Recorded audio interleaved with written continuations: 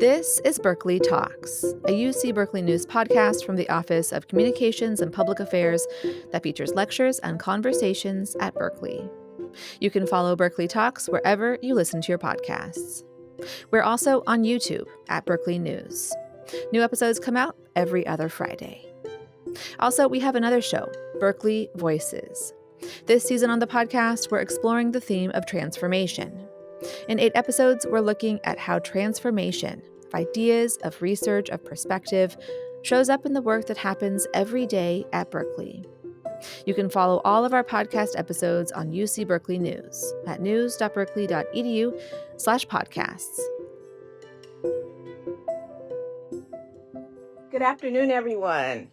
Yes, I'm going to put Sass here. Yes. I am super excited this afternoon to introduce you to one of our own. Woo-woo! That is J, graduated from our Ph.D. program, and I had the distinct honor to serve as her dissertation chair. While a student here, J was already on academic fire and helped to create the 6th floor culture, one steeped with intellectual curiosity, creative art practices, and a deep commitment to explore all angles of an idea. To say that I am proud of Jay is an understatement, but I just don't have the words to fully express my heartfelt happiness because Jay is most deserving of all of their professional and personal riches. Now, if you didn't know, Dr. J Finley is a critical interdisciplinary scholar who studies Black women's history, performance, and cultural expression. Her current research focuses on the performative and political efficacies of Black women's humor and comedy. Finley is one of the co-founders of the Critical Human Studies Association, an international network of scholars, comedian practitioners, and activists dedicated to engaging key issues pertaining to the productive and destructive power of humor. In February 2025, her exhibition, Black Ecologies in Contemporary Art, co-curated by Dr. Shireen Sherrod Johnson, did I pronounce her name right? Okay. Opened at the Benton Museum of Art at Pomona College. Finley's book, Sass, which is right before you, Black Women's Humor and Humanity, was published in 2024. And Jay also has a number of journals in academic journals. Before I turn the podium over to Jay, I want to remind all of you that the Department of African American Studies recognizes that UC Berkeley sits on the site of the Huchun, the ancestral and unceded land of the Chochenwe-speaking Ohlone people, the successors of the sovereign Verona Band of Alameda County.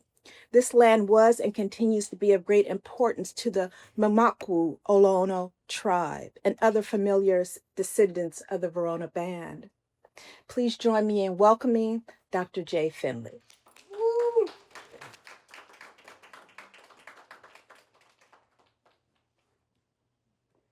Well, thank you so much, Eula, for that wonderful introduction. And good afternoon to everybody. Come on in. Is that? You just Oh. Hey. Listen. Okay. So, welcome. Good afternoon, everybody in Savannah. Just how wonderful it is to be here today, back on the 6th floor. You know, this is really where it truly started for me. And I will always consider this place my intellectual home, my very first one. In fact, I mean, you could all say it started in this very room. This is the room where I was in a class with Professor Lee Rayford, where we were doing 201A is what we called it, interdisciplinary research methods. That was the first class that I took when I was a graduate student here in 2006. Believe it or not, that's when I started. And so thank you so much, Eula, my cherished OG over there, for that wonderful introduction. And much appreciation to the Department of African American and African Diaspora Studies, of course. What a privilege I once called you all, my esteemed professors. I see a couple of them sitting here now. I can call you my colleagues, and that's amazing. Not everybody gets to have a full circle moment in their life, and so I want to take a minute to appreciate that this is that this feels. It's crazy how it feels like a full circle moment. And I'm humbled. I really am humbled to the core. And so I want to say thank you to Barbara. Where's Barbara? Bar- Barbara Montano back there for doing all the work to make sure everything has been taken care of with my visit, arranging it, advertising the event. Thank you also to Lindsay Villarreal, very, from day one, my A1 day one, always looking out for me and making sure, that, I feel held, seen, and cared for. So thank you. And thank you all also for joining me this afternoon. I know y'all could have been a million places, but here you are. It's almost spring break. So I'm coming here today, of course, to share my work that began when I was a doctoral student in African diaspora studies right here, and hopefully to inspire some critical reflection on the political force of Black women's humor and Black women's joy in these trying times in which we find ourselves, times that Black folks have seen before, no doubt, in different iterations. Maybe what Veve Clark might have called repeating patterns and paradigms. If you know, you know. When individual and institutional forces are trying to bury Black people in our deep and beautiful and pained history, the knowledge that we have gifted the world, trying to break our commitment and our resolve to create the just and equitable world in which we want to live, our very presence is the symbol of the ripening fruit of America's freedom tree. And this is not a time for silence or capitulation. This is a time to become even more conscious of our capacities as we perennially must in times of crisis. My research engages with questions about race, gender, sexuality, and how Black women use humor to play with and many times undercut the boundaries of those categories. And so, as a scholar and practitioner of Black feminist comedy, from the page to the stage, I think through the promises and the challenges of humor as a tool that enables the subversion of cultural and social norms. Interestingly, norms that function to define humor in the first place. So, my book, Sass, Black Women's Humor and Humanity, argues that we can and we must codify the particularity of Black women's humor. And so I'd like to begin this afternoon with the cover image of my book. It's a work called Famous Statue by the artist Lorna Simpson. And so at the center of a photographic collage stands a statue of a nude woman barefoot on a pedestal. She's draped in flowing fabric, and the subject's feminine figure is relaxed with a bend in the knee. A slight curve in her hip marks her as a figure at ease. The statue bears the head of a smiling Black woman, head cocked left, mouth agape in a playful laugh. Her eyes veer off, not quite vacant though. They appear to be looking toward an object. The figure is ornamented with a flourish of white paint, the bust indicated by unmet X's on each corner, emphasizing the seams of this transhistorical figure. Jinru Zhang discussed the satirical humor of an earlier Lorna Simpson photographic text. It's called 20 Questions, a Sampler. And so they argue that some of the humor in the artwork comes from the composition of the image that troubles the field of visuality in which Black women's bodies have traditionally been portrayed, distorted, stereotypically troped by white people. Instead, by portraying the Black woman from behind so that the viewer can only see the back of her head and shoulders, Zhang argues, quote, Simpson creates what is in effect an anti-portrait. Curator Laurie Furstenberg further elucidates the anti-portrait posture of Simpson's representation of the Black woman's body in 20 Questions. And she says, the negating gesture of depicting an inaccessible body, pictured in parts, upsets the task of the portrait, which traditionally has been to offer access to personality, or in the case of the archival document, to identify and to classify. I want to bring Zhang and Furstenberg's analyses of Simpson's anti-portraiture to bear on famous statue because of the way that it highlights how the humor of incongruity. So in the cover image between the traditional, hey, what's up, Allegra? um, the traditional female figure embodied in the statue and Simpson's anti-portrait of a Black woman's laughing head, how that creates an expression of Black women's sass on multiple levels. You see it first in the conspicuous hand of the artist who has created this subversively funny stitch subject and in the laughing figure herself. The subject laughs. She speaks back to a long history that needs Black women's bodies but refuses to honor our humanity. Ideological assumptions about the racialized and gendered notions of classical beauty are troubled in this Frankenstein-esque rendering. Simpson's work, as Dean Baquet puts it in a recent piece in the New York Times, quote, is about a lot of big topics: race, gender, identity, language, but perhaps above all, it is about who gets to be the storyteller. The politics of representation resound in Simpson's own description of famous statue, the question of who gets to be a historical subject, who is entitled to inhabit the position of the speaker. In a 2016 interview by Alison Hurst, Simpson describes her work thus. She says, "The image in famous statue is an AP photo of a female figure from a museum exhibition that's been altered for cropping.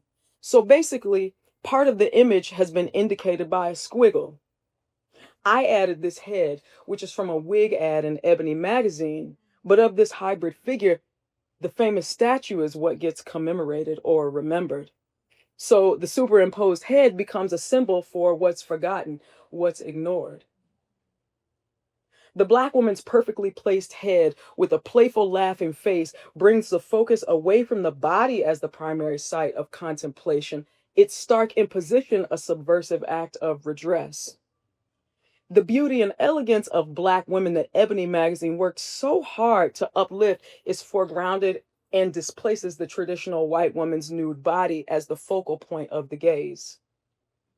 The visible seam is subtle, it's satirical and humorous, and the spliced subject invites questions about history, race, gender, the body, power, performance, and representation, the same kinds of questions that I attend to in my book.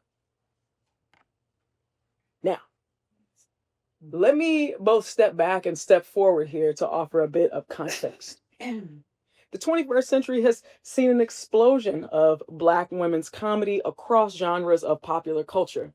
Numerous stand-up comedy specials appear on Comedy Central. You got them on Netflix, HBO. Other platforms are recognizing and appreciating the unique and varied expressions of Black women's humor. There are more Black women humorists who are professionally thriving than ever before. Black women are in the house. Shonda Rhimes, Issa Rae, Gina Yashere, all successful showrunners and actresses. Well, not Shonda Rhimes, actresses in their own right. Countless Black women such as Naomi Ekperigin, Ashley Nicole Black, Azimira Dungy are working in writers' rooms for award-winning film and television shows. Amber Ruffin and Sam Jay have hosted popular late-night television shows. Quinta Brunson, Cheryl Lee Ralph, and Janelle James are each leading characters in the primetime comedic Emmy Award-winning mockumentary sitcom Abbott Elementary.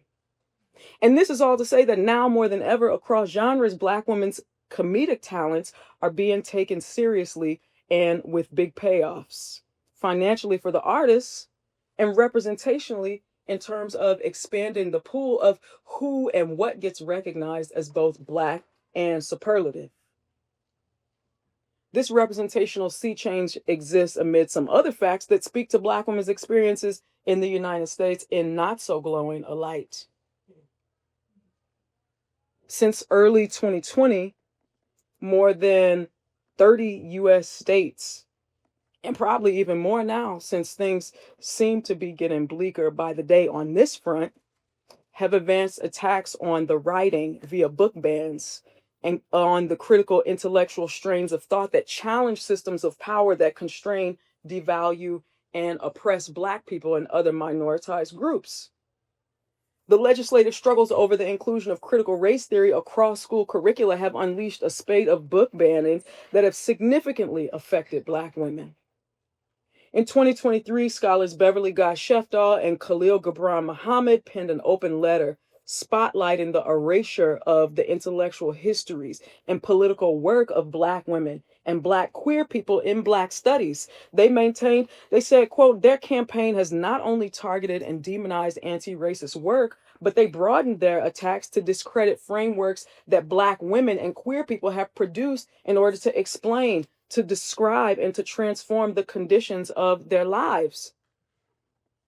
Ironically, but not surprisingly, Black women's intellectual and cultural production, especially when we take critical positions, seem to be more likely to be taken seriously when articulated in unserious settings like the arts and entertainment.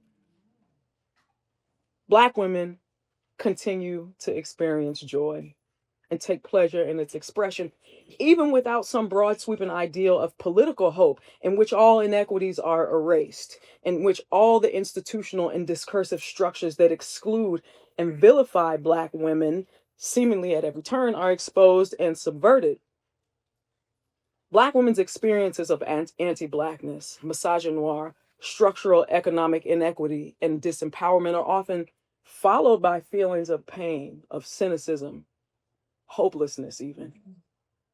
After all, what can hope mean, Jill Dolan asks, in a world of terror?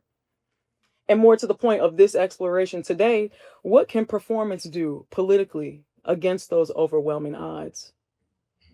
Amidst these affective states, even hopelessness, how has Black women's sass become central to the humor of contemporary Black women? And what's that got to do with the politics of joy? Well, even hopelessness can be a source of joy and pleasure if you're laughing at it. So today, I would like to briefly think about the ways that Black women's humor asks us to think about Black joy in the possibility of the present. That is, what might it mean to focus on the Black joy of illuminating the historically framed now? After all, as Kelly Carter Jackson notes, Black joy is the ultimate expression of Black humanity. The joy of laughter, food, dress, adornment, rhetoric, play, art can be employed to dispel and destroy whiteness as supreme, aspirational, norm. Black joy makes room for hope that better conditions, more livable lives will ultimately prevail. But as a fleeting emotional state, the kind of Black joy the women under investigation here express is fundamentally oriented toward the present. And this is the story Sass tells. The story of Black women's humor rooted in the racist, patriarchal, many times degrading conditions from which it developed as a unique tactic of speaking back to power. An embodied expression of resilience at the moment of crisis that has come to be the hallmark of Black women's humor. Facing dehumanization at every turn, yet at every turn, we say otherwise. We lay claim to our humanity, and in the process, we might make you laugh. My book offers a comprehensive study of the personal, the poetic, and the political dimensions of Black women's humor from the period of chattel slavery to the contemporary moment. And essentially, I see my book as making three primary contributions. First, thinking about sass as behavior rather than a fixed trait. So that is, sass is something that Black women do rather than an essentialized way of being. Secondly, thinking about sass as a response to the structural presence of racism and misogyny. So that is, the exigencies that necessitate sass are connected to systemic structures of oppression. And last, that sass is embodied. And so what I mean by that is, although it can be verbal and gestural, the bodies that produce sass are centered in my theory in the book. And so This is just an overview. I'm not going to go over it. This is just the chapter titles. You can get you a book and check them out.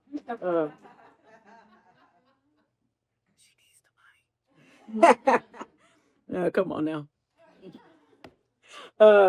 So rather than presenting a complete history, Sass offers a genealogical sketch of Black women's humor, and I outline its comedic elements and aesthetics and place them in broader socio-political context, especially the context of American popular culture. So each of the chapter offers a thematic examination, and most with ethnographic analysis. If you knew me while I was a student here, you know I was going around to comedy clubs. I was performing comedy. I learned how to perform stand-up comedy. One of the chapters, I talk explicitly about my own experience performing as a stand-up comic. I still teach stand-up comedy, and I still do it for the purposes of research, mercifully not to make money. Um, so I situate all of that within the context of my theory of Sass as a genre of discourse. Now, I selected for inclusion in this study Black women whose work demonstrates the particularity and also the limited continuity of Black women's humor, even across gulfs as wide as the Middle Passage.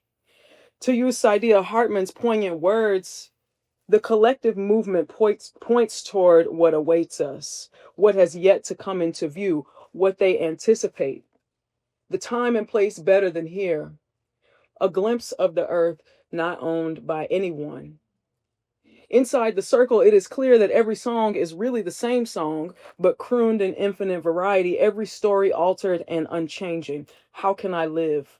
I want to be free. Hold on. The Black women in my book sing the same song, crooned in infinite variety. It is a song that reaches toward freedom, and with Sass, we hang on. Because, see, Sass moves people. It jolts people. It awakens from comfort zones, affecting social relations and igniting embodied sensations, be it terror, pleasure, relief, or release. Infused in Black women's humor, Sass can make you laugh and it can help you live. In its primal scene, Sass is first and foremost for the subject of Sass, she who deploys it. And so I invite us to think about Sass as a range of possibilities within conditions of constraint. Subtle or explicit in these conditions, and trust, many times one will need to look closely and critically to acknowledge them. These conditions are necessary for deployments of Sass to be intelligible as such. Sass is the thing that makes Black women's humor legible. That's how we know what it is. When a Black woman is speaking back to power intentionally, within conditions of constraint, and it elicits laughter, what's underneath that humor is always going to be a critique of power. From the perspective of the subject of Sass, the Black woman who needed to make use of it within those conditions in that moment. And so now I want to take us to a chapter. So this is from the first chapter of my book. It's called Never to Be Conquered, Sass, Subjection, and Black Women Self-Possessed. And so this chapter focuses on the historical backdrop of the development of Sass within the conditions of chattel slavery, right? So specifically within the context of the master-slave dialectic that produced the necessity for Sass to develop as a strategic tool for speaking back to power as a means of claiming one's humanity. And so what I want to do is I want to read a little excerpt from my book. And I think this is a moment that I think people will find surprising in Sass, as is the story that begins my first chapter. And so this is the story that begins with the American freedom fighter, the American treasure, Fannie Lou Hamer.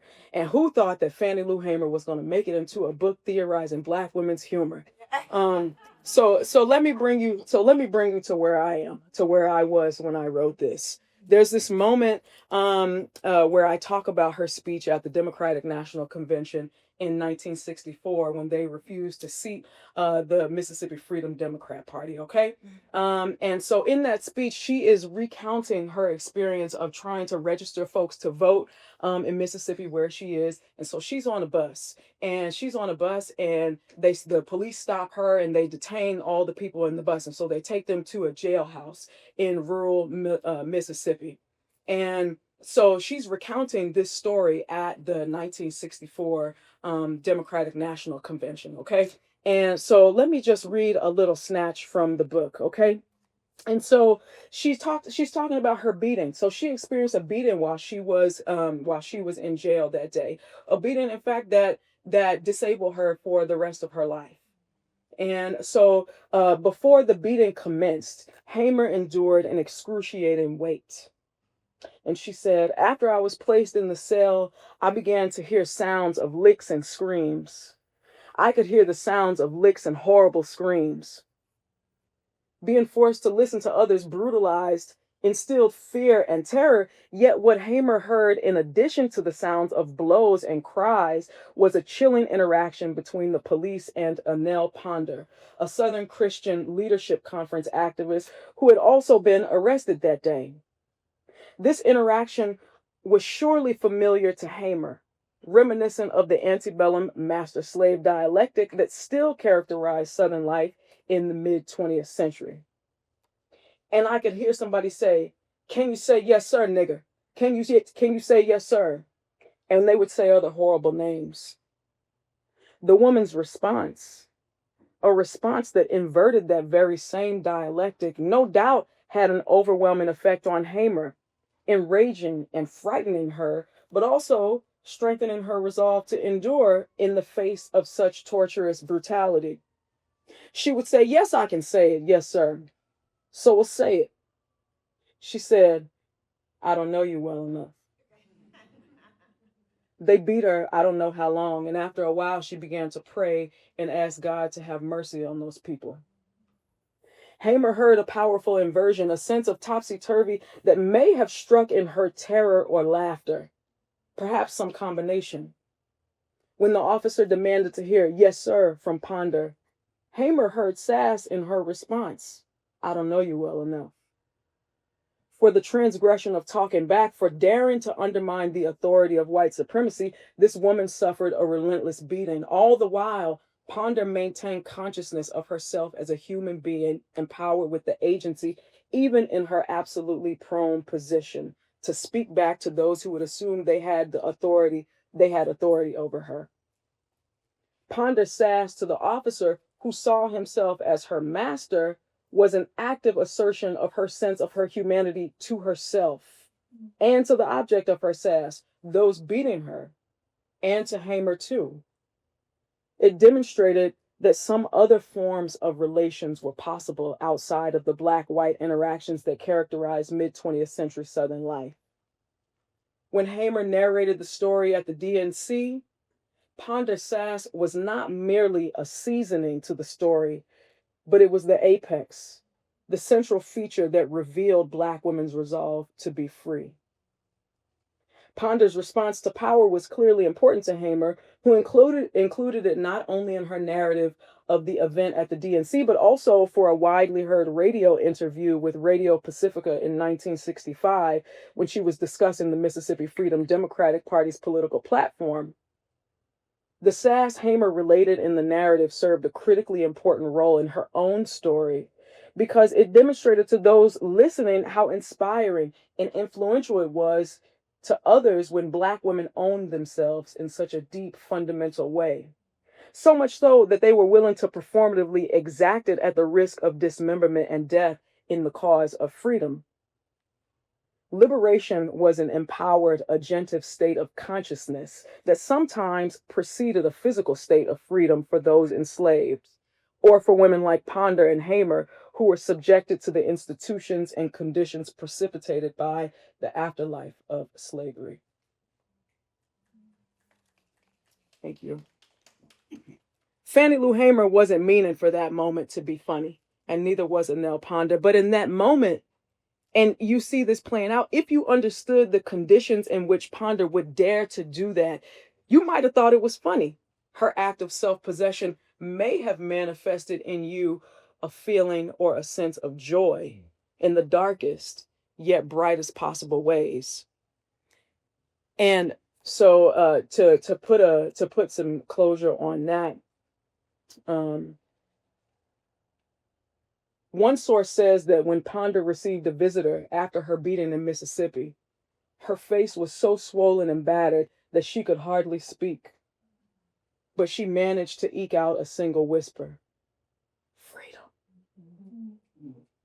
Ponder surely did not mean for her sassy act to be amusing, yet it forces us to think about Black women's humor outside of its usual frames, the way it can unmask and subvert relations of power in moments when Black women must lay claim to themselves as human beings by bearing their interiority.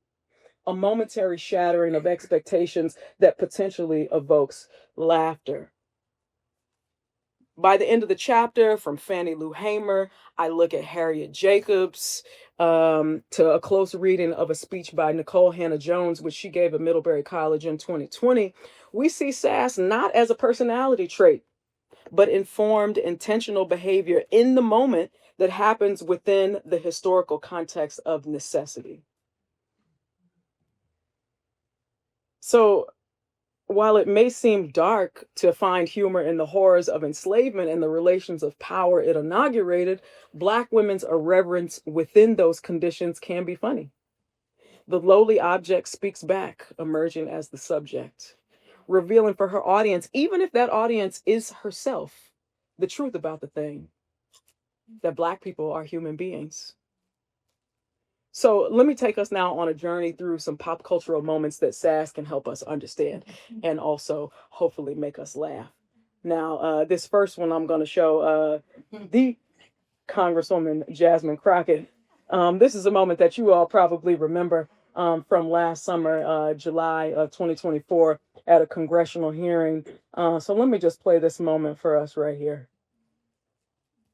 Do you know what we're here for? You know we're here. I don't think you know what you're here for. Well, you the one talking about. I think your fake eyelashes are messing up. No, ain't nothing. Hold on. Listen. Order, Mr. Chairman. We do order of your committee. Order. I do have a point of order, and I would like to move to take down Ms. Green's words. That is absolutely unacceptable. How dare you attack the physical appearance of another person? Are your feelings hurt? Her words down. Oh, girl, baby girl. Oh, really? Don't even play. Baby girl? We are gonna move, and we're gonna take your words down. I second that motion. So, you agree to strike your words? Yeah. Okay. Ms. Green agrees to strike her words. I believe she should apologize. No. Okay, hold on. Then, after Mr. Perry shall be recognized, then Ms. I'm not apologizing. Well, then, you're not striking your words. I am not apologizing. Now, let's go. Come on, guys. It's me. Ms. Crockett. I'm just curious, just to better understand your ruling. If someone on this committee then starts talking about somebody's bleach blonde, bad built butch body, that would not be engaging in personalities, correct? I thought what now? Chairman, I make a motion to strike those words. I don't think that's I'm trying to find clarification on what follows. Chairman, motion. We're not gonna do this. Like, earlier, literally just. Y'all did it first. You haven't voted to do it. Order. I'm trying to get clarification. Look at, calm down. Okay. Beast line. Oh. Wait. Wait. Yeah, no, you're going to get yours in a second. Pause. You know. All right. So in the first interaction, we can clearly see Jasmine Crockett enacting sass as a response in the moment to the insult that was hurled from Marjorie Taylor Greene about her eyelashes. And so where do we see sass specifically? Well, you see it in her language, right? The B6, the bleach blonde, bad built butch body. Yeah. You see it in her gesture. As the camera cuts to her, you can see it in the style in which she delivered it. And you can especially, and most importantly, see it in her intent, why she needed to deploy it at that particular moment. So Crockett is talking back to someone who fashions themselves a superior. And in the context of this brazen slight about Crockett's physical appearance, this attempt to take her down a notch, Jasmine Crockett lays claim to her humanity for herself in the moment. And this claim within this context in which she deploys it is what distinguishes her clapback as Sass. It made her laugh. You could see her laughing on there. It made Jamie Raskin laugh. It made y'all laugh, right? But what it did is it laid bare the relations of power in which it occurred in that moment. And so there's been joy that has emerged from this moment of Sass that was first and foremost, that was for herself. She didn't do that for our benefit. She did that for herself. And so she found joy, but other people have found joy in it as well. And so, of course, there have emerged a spate of, of remixes to the B6. And we got to play a little bit of those too.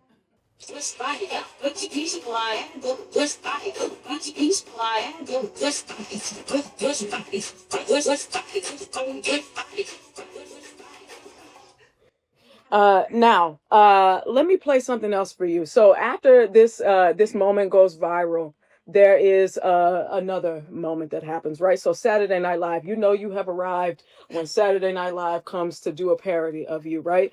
And so on September 28th, Saturday Night Live featured a sketch with the character of Jasmine Crockett. Now let me play this for you. Girl of C-SPAN, please welcome Texas Congresswoman Jasmine Crockett. Thank you, Charlie. Would you say I'm the most brat Congresswoman? I think it's a tie between you and Lauren Boebert after she got her jubbly squeezed to Beetlejuice. That's fair. Now, I have a song on my album called Mean Girls, and you went viral this summer for what you called Marjorie Taylor Greene. What was it? Bleach blonde, bad built, butch body. I love that. I want to hear you pop off on everything. So this is Jasmine Crockett's Mean Girl Cam. JD Barnes. Smoky eyed, sofa sexual, can't order donuts but has donut body. Yes! Matt Gates. Punchable pig, puppy pervert, face card always declines. Work. Gerrymandering. Crazy shaped crooked bitch. Why is that county shaped like a tapeworm with a hat on? Amazing. Thank you, Jasmine. Troy, what do we do next? It's time to go. So, in this sketch on Saturday Night Live, you can see that the writers of Saturday Night Live have availed themselves of the trope of the sassy black woman, right? They've turned her sass into the sassy black woman for popular consumption. And what's important here is that the context matters. In the sketch, sass is flavor. In the congressional hearings, it's a powerful critique in that moment. The issue is that the writers of Saturday Night Live took this moment and made it stand in for Crockett, the so-called bad girl of C-SPAN. And so the sketch is literally how parody strips sass of its functional power to disarm in the moment, to deploy it in a way that lays claim to a black woman's humanity. And so in this parody, the writers sit Crockett beside herself, transforming her into the sassy black woman. Sass is just a reading, as the kids say, for the purpose of entertaining. Yes, there is critique of power, but it's not in the moment. There appears to be a more generalized critique of the political right by way of Crockett's hot takes, but I don't love it. I do love this, though. I do get an ounce of joy from the next one that I'm going to show you, okay? Now, this is here's who you see. This is Senator Angela Also Brooks. And so she's the new senator from Maryland. And this is her. She's questioning Robert F. Kennedy at his hearing for the U.S. Secretary of Health and Human Services. So here's this one. I have you said you were on a show on February 26, 2021, an interview with Dr. Judy Mikovits, where you said the following, and I quote, "We should not be giving black people the same vaccine schedule that's given to whites because their immune system is better than ours. Can you please explain what you know?" There's a series of studies, I think most of them by Poland, that show that to particular antigens that blacks have a much stronger reaction. There's differences in reaction to different products by different races. So I have 17 seconds left. Let me just ask you then. So what different vaccine schedule would you say I should have received?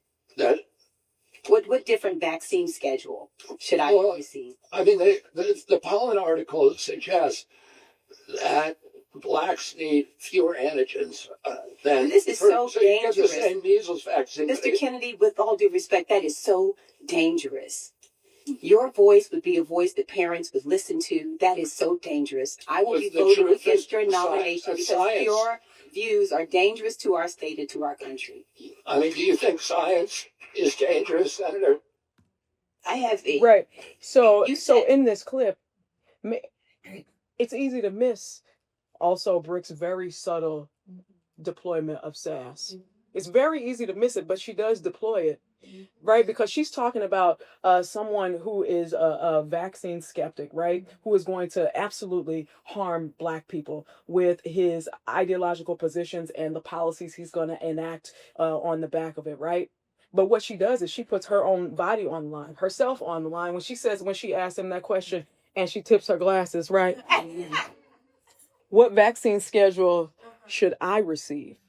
Right? So this is a moment that might not strike you as funny, but if you are literate in Sass, right, in the conditions that create the need for Black women to speak back to power in that moment, that might tickle you a little bit. That might make you laugh.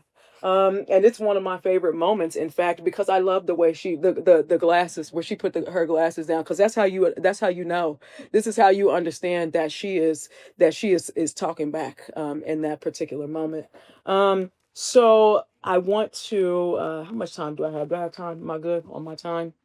Okay, good. So these are high profile examples, stand-ins, we might say, for the kinds of everyday experiences of ridicule, mockery, and dismissal of Black women who are trained and seasoned leaders across a variety of fields and experiences all over the world. Black women are in a constant state of negotiating context of constraint, disrespect, and deep hostility. And our humor has been a powerful tool that has enabled us to speak back, to assert our humanity, and impede outright abjection. And those moments can be a source of joy. And so I want to finish up on this. And this is a chapter that is the third chapter of my book. Is called Butch Lives Matter, Sass, Masculinity, and Failure. And so this chapter focuses on Black women stand-ups who have masculine presentations of self. And what might first strike you as a reader as a non-obvious or surprising place to look for Black women sass is in the stand-up comedy of Black butch women. And so while Black butches, myself included, often do not perform the gestures that typically come to mind with the trope of the sassy Black woman, a notion that my book unpacks and seeks to hopefully disabuse the readership of, my theory of sass encompasses Black butches too. In Sass, you'll find some conceptual and political framework for thinking about how even the proximity to injury often faced by Black queer people holds the potential for resistance and even liberation. And so while Sass exists as a discourse of genre because of its origination in the structures of chattel slavery and its afterlives, it has evolved to confront and tear down other systems of oppression as well. And so in this chapter, I discuss a concept that I developed called Butch Sass. When Black women make use of the stories about our lives as being masculine women, but at the very same time, we embrace our womanhood. And so the last reading I'll do is a bit that is by the comic Sam J. that spotlights this issue in her special 3 in the morning. And I think it gives some clarity on Butch Sass as a concept. So I'll just read here for a second. This is a section in the book called I Got the Real Dick.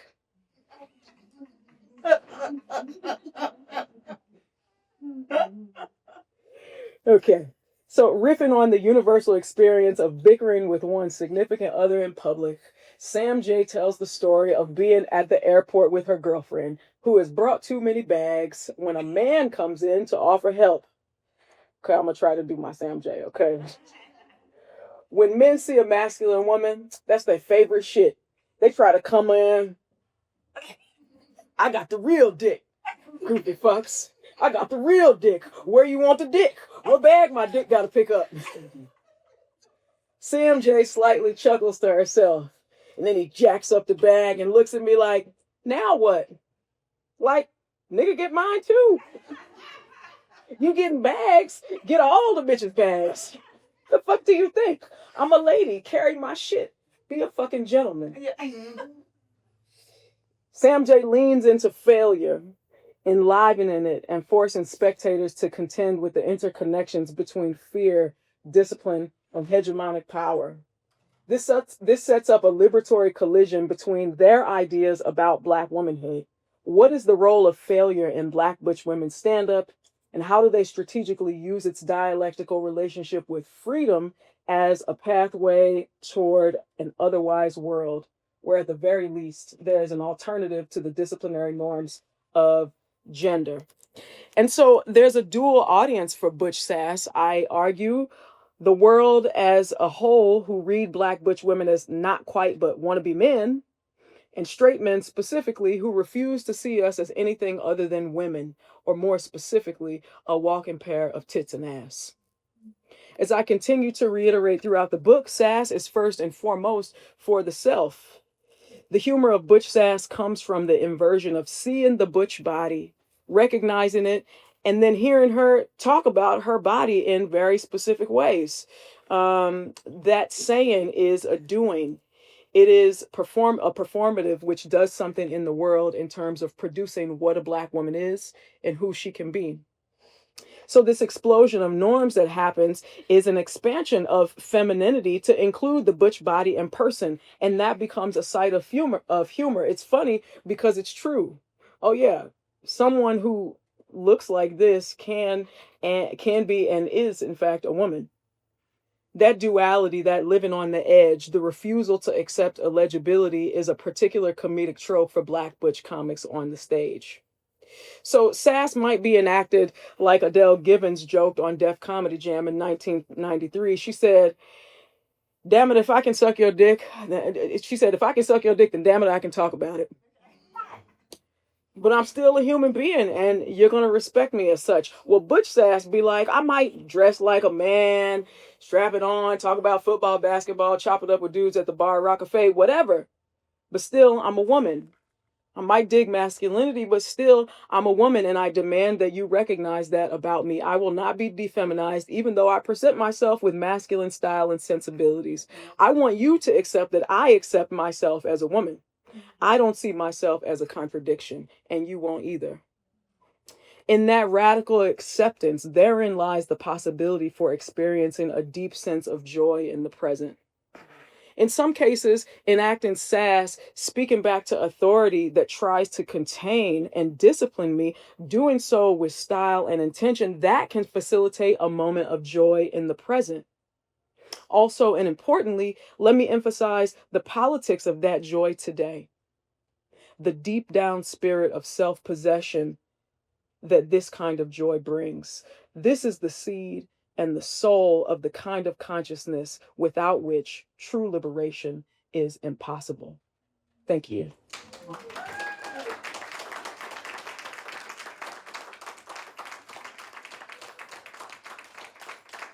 And so, thank you so much, Jay. We have some time for Q questions.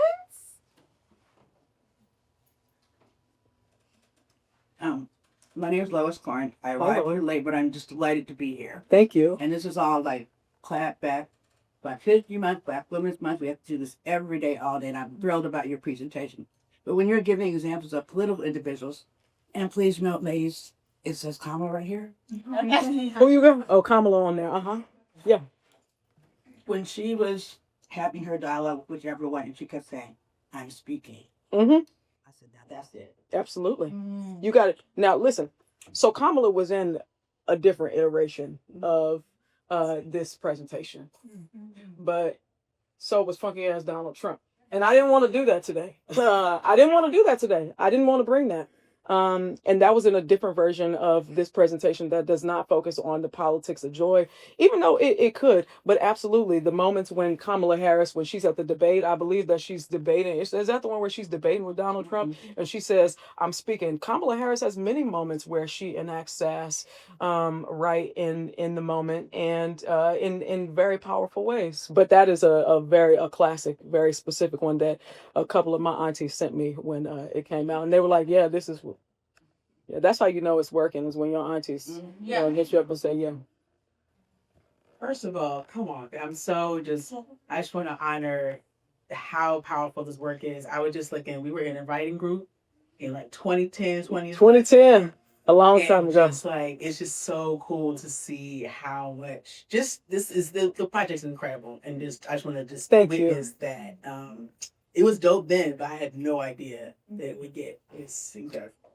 I have a question, actually, very much built on the same thing you said about Sass and Kamala, because it's interesting. I don't read those moments as sass, if only because, for me, the origin, the impetus of sass is the interaction between a Black daughter and a Black mother.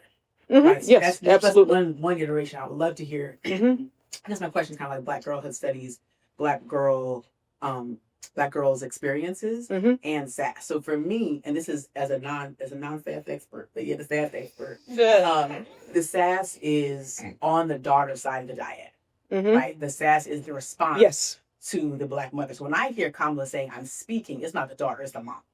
For me, when I hear it, when I hear that tone, there's a different orientations, and maybe those are both kind of sides of sass, or there's something around Black girlhood, in particular the orientation around interfacing with a Black mother, and that might be part of the contiguity around all kinds of genders of Black people, right? And around with all these different kind of genders of Black people who engage in that sass as like a deeply trained behavior and deeply kind of experts because of the orientation of Black mother. So, question about daughtering, mothering, sass, and does sass speak to both sides of the power dyad between Black mothers and daughters? Yes. Thank you, Savannah, for that question. I think, okay, so I want to talk about like sort of the origin, the way that this project, what happened, how sass is a thing, is because when I was writing my dissertation, I was focused on Black women stand-up comedy from 1968 to the present, right? And there was this one moment in my dissertation where I talk about sass. I think the scholar Daryl Cumberdance had composed this anthology of Black women's humor. And there was this one moment where she talks about sass as so central to Black women's humor. And it was about that moment. It was about the speaking back in that particular relationship, right?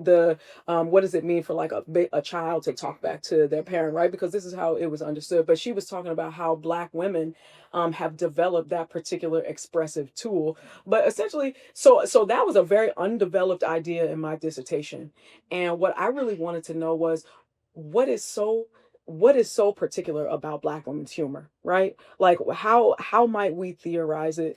And so what I actually found when I was doing the research was that people have been talking about Black women's sass. Historians, literary scholars have been talking about Black women's sass, in particular in that relationship, right? So Harriet Jacobs, for example, as an enslaved person, like she's one of the people who use sass in the context of slavery. So when people talk about people getting sassy, it's like usually you sass your parents, like, right? So that was where it started. So thinking about in fact, one of the scholars argued that sass was an expression of like mother tongue, right? That it was about this way that Black women have developed, like an oral tradition that Black women have developed. Now, fast forward, I got a book that was called Smart and Sassy. And this was in the Black girlhood story. Joyce West Stevens wrote this book. And so that book is about how young Black girls develop sass as an expressive tactic within the context of childhood in order to protect themselves as like sort of like a weapon of the weak, right?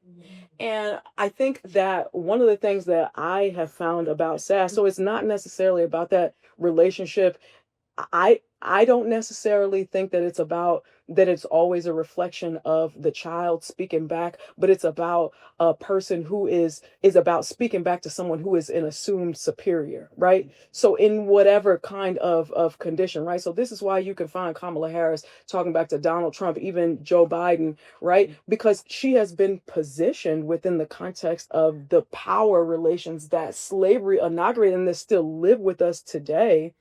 She is always going to be positioned as someone who is in a position, not all, but within that particular context of the debate, she's going to be positioned as someone who needs to talk back.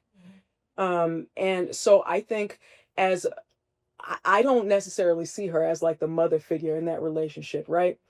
Because society has wrought her as someone who Black women as perpetually on the bottom. You know what I'm saying? So I don't know if that was a long-winded way of answering your question, but Oh, hi. Thank you so much for sharing your work because of course.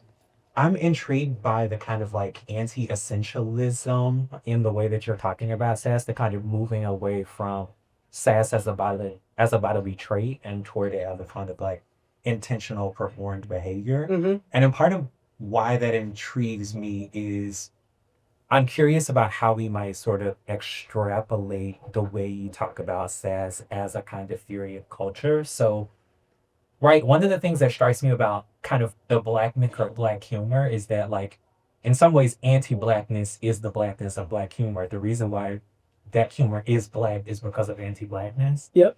And that makes me curious about how might we speculate, like, what would black humor be in this kind of otherwise world to come? Like, what would be black about it? And is there anything else that's black? Or is there anything else that's Black woman about Sass or about Black humor? It's a good question. You must be a grad student.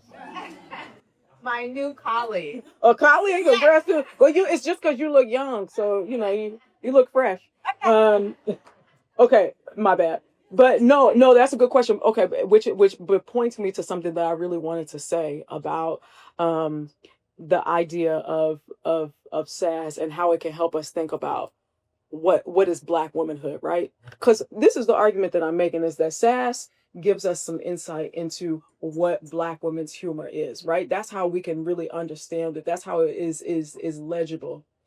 But if there's something called Black women's humor, then you know what else there's such a thing as? Black womanhood. Black womanhood, right? And if we have to recognize that there's Black womanhood, then we have to recognize how the Black woman was, how she came to be. How do we know that, right? And so so in this otherwise world that we're talking about, right?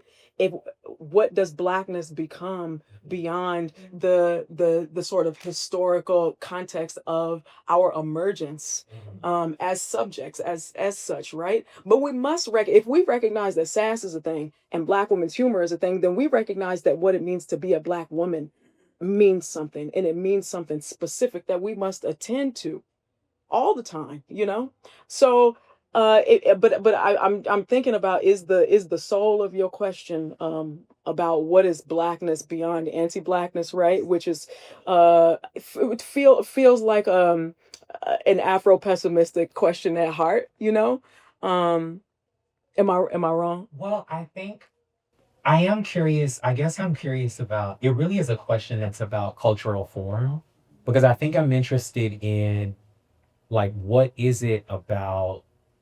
I'm interested in about. I am interested in the Blackness of Black expressive culture, in part because I am committed to an idea of Black tradition, and so I'm curious about like, what's Black about Black culture. More than I am interested. I guess that's more the heart of the question. I got you. Yeah. So thinking about what Blackness is beyond a response to the conditions that created Blackness and Black cultural production specifically. Yes, I'm also intrigued by that question as well, but I don't have the answer today. But that's a good one though. Yeah. I thought, geek in the bath. I was thinking of that moment from Fanny and Nimora's sort of text, this thing she overheard and witnessed, right, as mode of torture. And I was thinking about sort of how it also recalls kind of Hortense Spiller's argument about kind of ungendering, right? And one of the ways in which ungendering happened during the Middle Passage or during enslavement is, in fact, forms of torture that did not recognize gender, right? And I'm thinking in that very moment, the sass becomes a way of claiming gender. So, you know, and you know, what we're thinking about what is Black womanhood, right? And how that gets sort of made visible, pulled into existence really performatively, sass, right? Yes. Moment. I'm also interested in sort of thinking about this earlier question of like, how do we learn? I mean, I'm not positioning myself as a Black girl subject here, certainly, but I'm thinking about how is it learned? How is sass learned in as a kind of performative cultural tool or form of production? And in that, maybe there's something to maybe think about, not just the mother-daughter relationship, but what are these kind of communal relationships through which one sees and learns that and that gives one's riff on it or in a moment. I mean, Yeah, no, that's yeah, I think about that a lot. I think one of the sort of humor theories that circulates is about like sort of the ludic functions of humor. So the play, like how humor functions as a way like that, for example, like kids on the playground, how they learn to interact with one another, how they learn like what power means and how to distribute it amongst themselves. And so I think that that's probably one of the primary places where, you know, all young people really sort of learn those tactics and tools. But if you live in particular kinds of conditions within specific cultures, I think then it becomes infused with the kind of like gestural repertoire that is associated. So for example, sass is really infused with particular kinds of gestures that have been appropriated and made use of in different, you know, entertainment industries. You know, people avail themselves, for example, of the snap or the neck popping, right? But that really extracts it from its original use at the time, which, you know, these things happen. Capitalism happens, right? But also, you know, Black women enter the cultural marketplace at a specific time when people were asking those kinds of questions of how do you make Black womanhood visible in ways that are legible. Like, for example, in the late 19th, early 20th century, one of those ways that they make it legible is thinking about, okay, Black women have always needed to speak back to power. So what does that look like? And so when you take it away, like you see Jasmine Crockett on Saturday Night Live, this is really a contemporary way that you can really see that happening. And it's interesting and it's funny because we have that cultural moment to reference. We have that hearing where she's actually talking back to Marjorie Taylor Greene. But what happens when it gets, you know, compressed and turned into a two-dimensional object so that we can then laugh at it, right? It doesn't really, it's not necessarily the same thing. And so I can't say that they don't learn it. Young Black girls don't learn it from popular culture, but I think relationally speaking, I think that is probably the primary source where it does its most powerful work. Well, Savannah, we'll come back to you. How about we'll go around the horn this way? Oh, sure. Thank you so much for this book. I'm so excited to read it. Yay!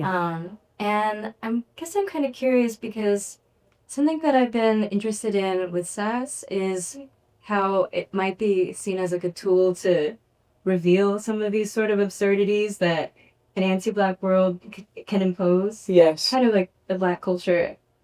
For Mr. Washington's question, like how that can be a sort of space where the incongruities of how the anti-Black world expects Black women to respond could be read as more legible. Like they're little breaths where that can be a source of really like a fertile through line through the history of the transatlantic slave trade.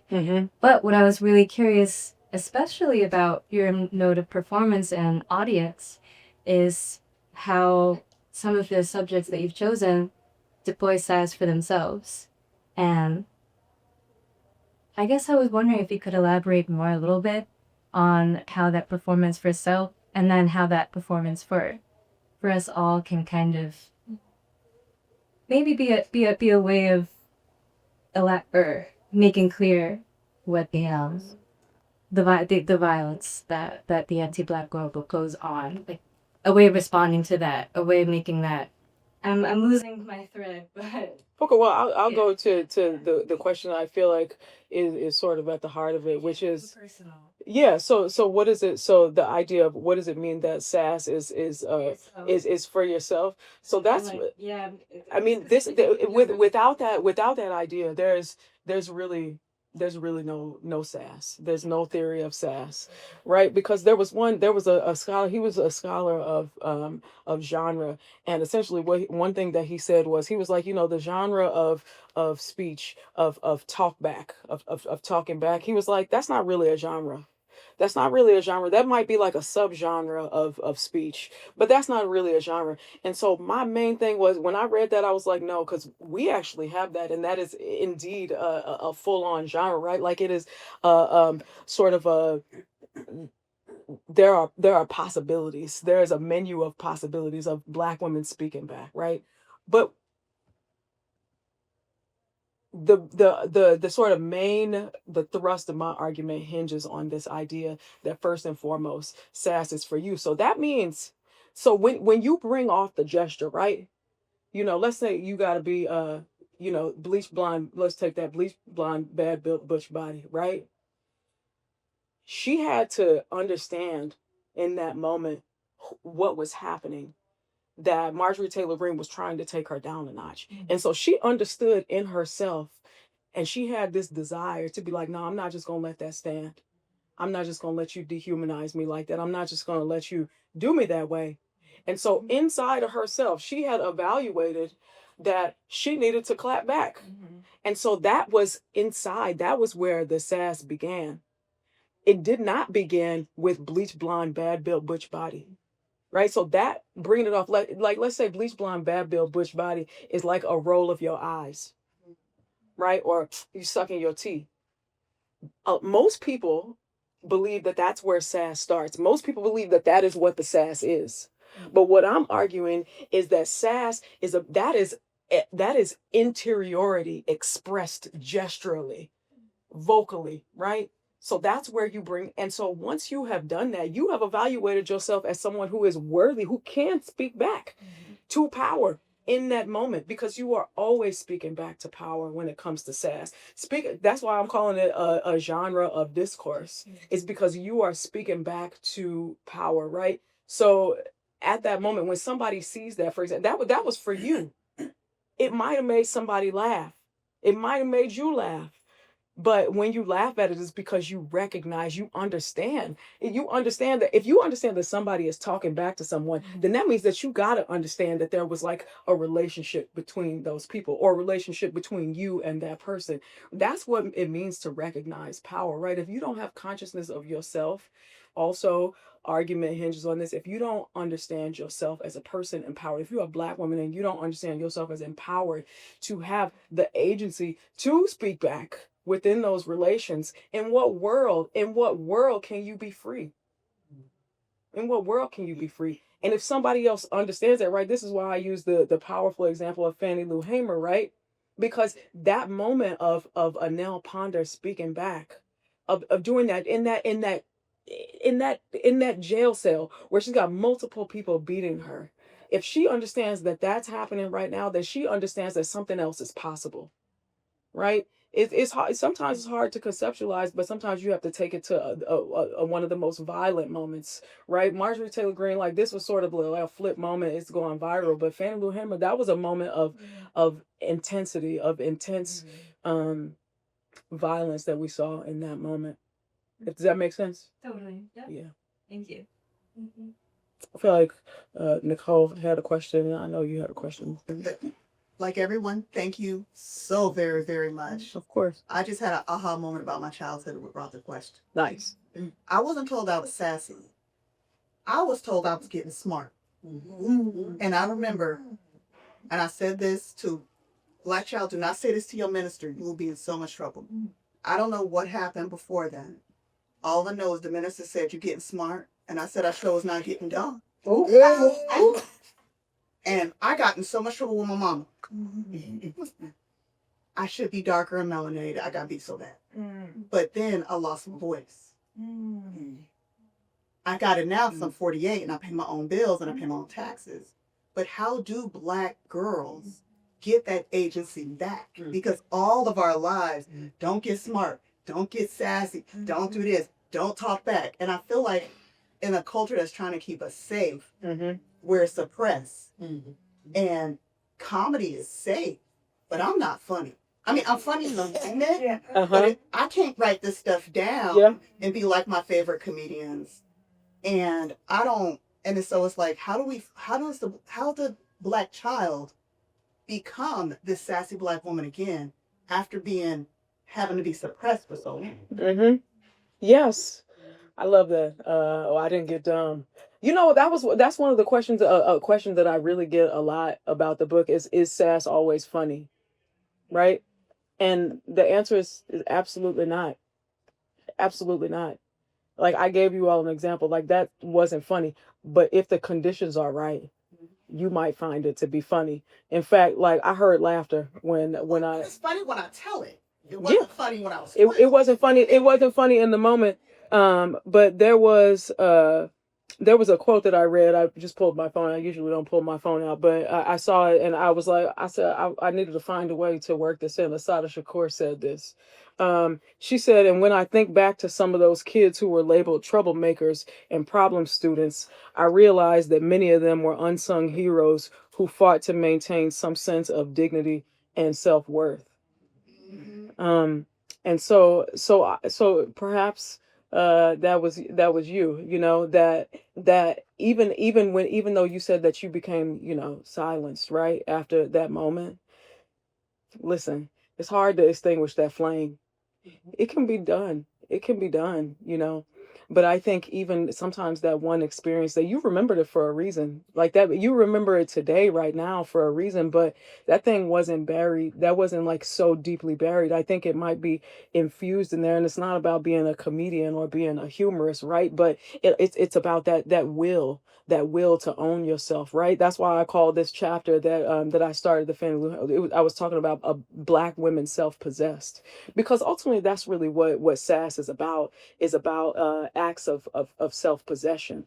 When you are deploying Sass, you are showing the world that you own yourself at the very core. So that's why it's really, first and foremost, it is for you. Thank you. Yes. I'm coming over here and then I'll come back to you. Hi. Thank you so much. It was really, really interesting. I really enjoyed it. Thank you. I have a question. It might be way off topic, but have you looked at the humor of Black women in other countries that had slaves, like Haiti or Brazil, and also in some countries within the African continent?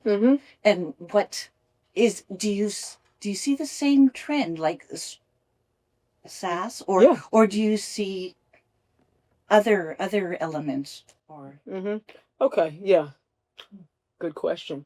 Also, let me go back to that book chapter, the title, because yes is the answer to your question. No.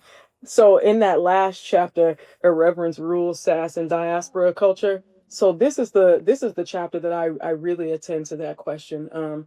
And that's based on some field work that I did in South Africa. But I wouldn't have that if I didn't have the very first part of my theory of Sass, which comes from that first chapter, the introduction, which is called Cut Eye and Suck Teeth. Now that title is riffing on an article, a 1976 article by John and Angela Rickford, two linguists who went to, they did this study, and it was, they did a study of Black women in countries in the Caribbean, the United States, and some nations in West Africa. And what they wanted to know was, they wanted to know about these particular gestures of cut eye and suck teeth, right? Rolling your eyes. Somebody give me a cut eye and suck teeth. Yeah, I heard some suck teeth in there, you know. Yeah, right. And so they were looking they wanted to know who in those particular locales, like, did they have understanding, or like, how did they understand what cut eye and suck teeth were? And so they found across those that it was Black women and all of those that had they understood what those gestures were and what they conveyed, which is that I don't respect you, that whatever you said, like, it's a way of essentially indicating, talking back to a superior, right? But gesturally speaking. And so they found that it was Black women in all of those places who were the most competent at bringing off the gestures and actually understanding what it was, right? And it was all very similar, right? The meaning was similar across them, right?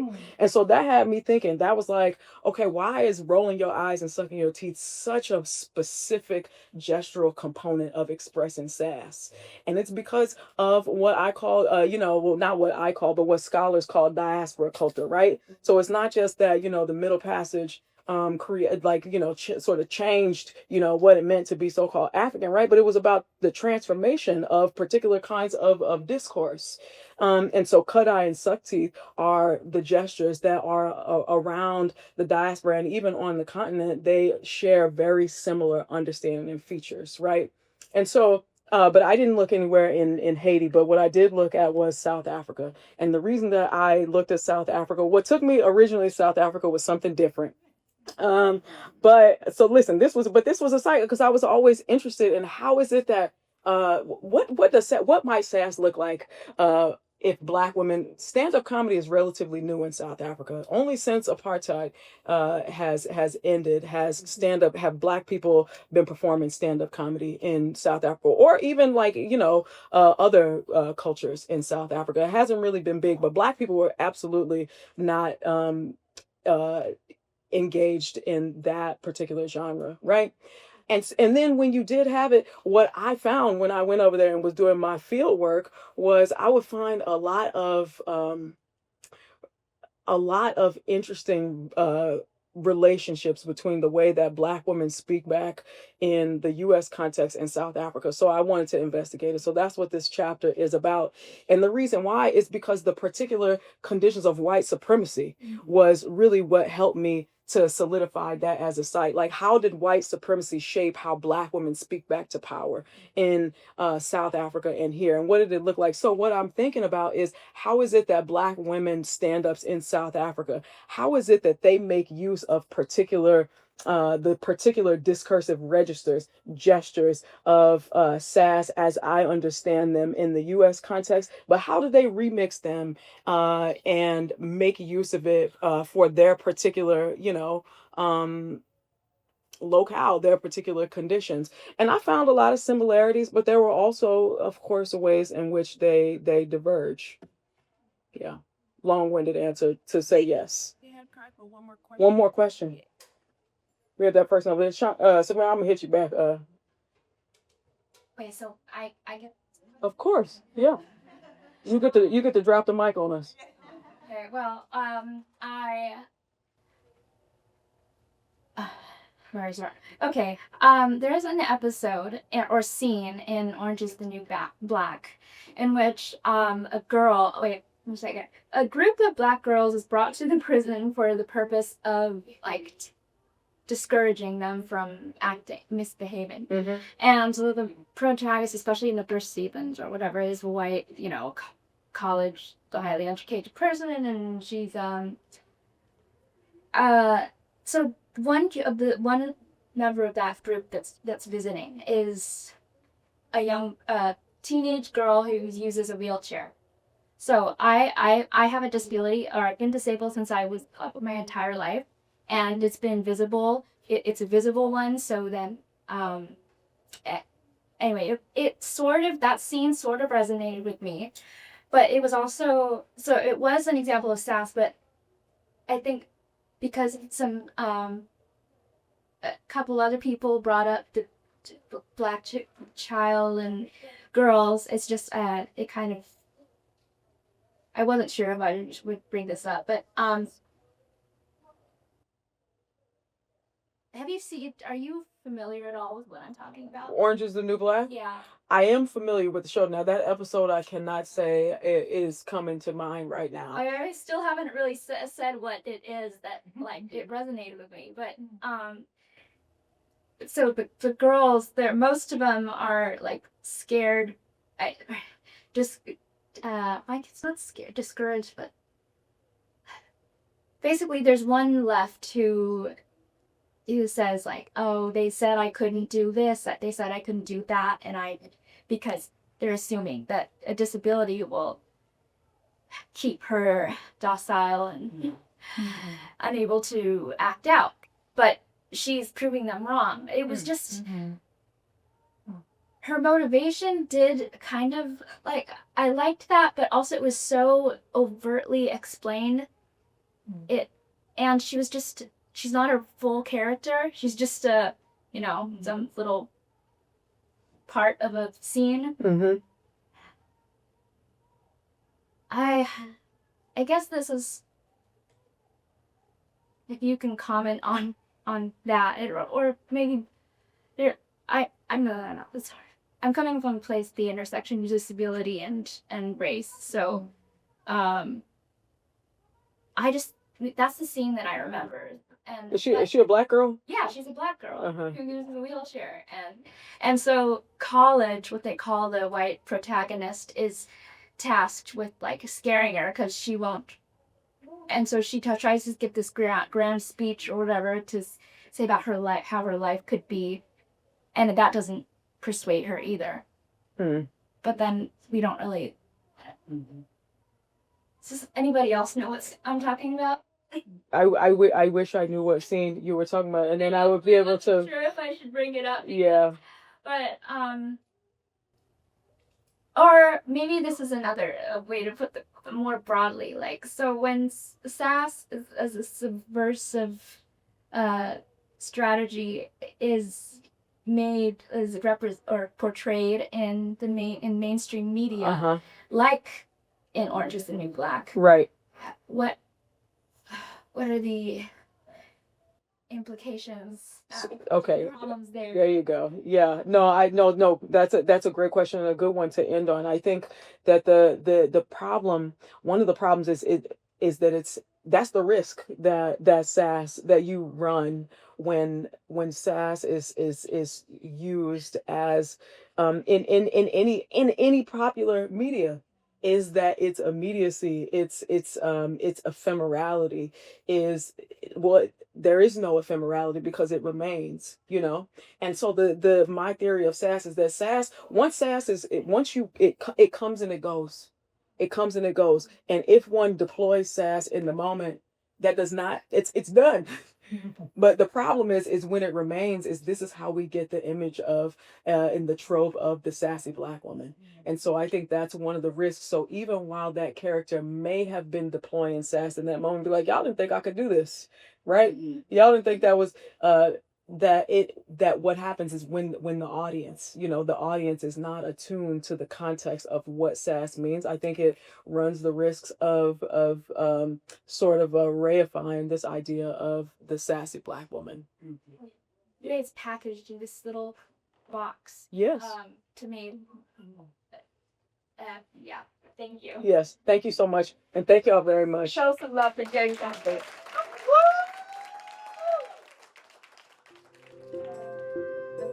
You've been listening to Berkeley Talks, a UC Berkeley news podcast from the Office of Communications and Public Affairs that features lectures and conversations at UC Berkeley.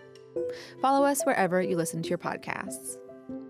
You can find all of our podcast episodes with transcripts and photos on UC Berkeley News at news.berkeley.edu/podcasts.